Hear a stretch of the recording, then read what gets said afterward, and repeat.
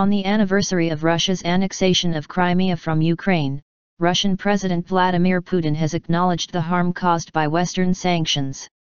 He said the measures, imposed on individuals and key economic sectors, were not fatal, but naturally damage our ongoing work, Interfax reported.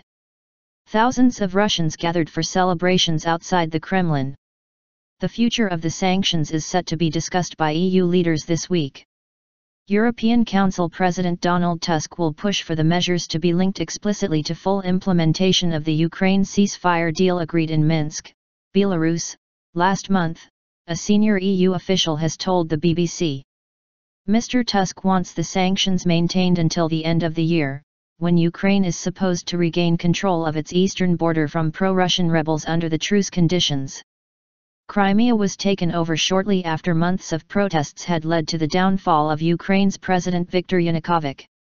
Within weeks, pro-Russian rebels had taken over cities in eastern Ukraine, sparking a conflict with Ukrainian armed forces that has led to more than 6,000 deaths and the displacement of some 1.1 million people, according to the UN.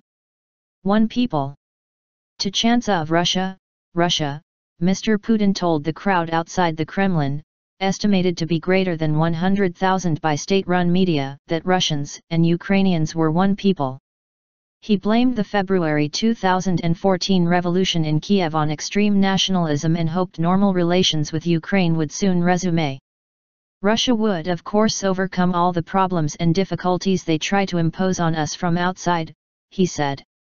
Earlier, Mr. Putin signed a deal that further cements Russian control over the breakaway Georgian region of South Ossetia.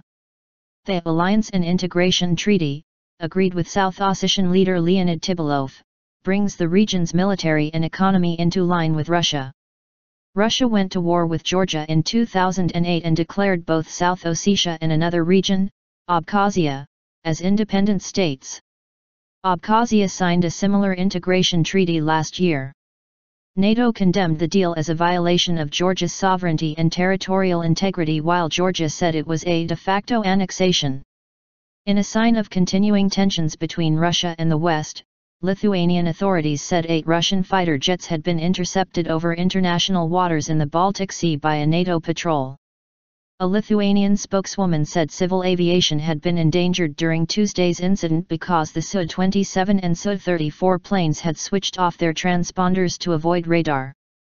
Russia's military is conducting widespread military exercises at the moment, with an estimated 76,000 troops involved in drills in the Arctic and separate drills taking place in its Kaliningrad enclave, which borders Lithuania.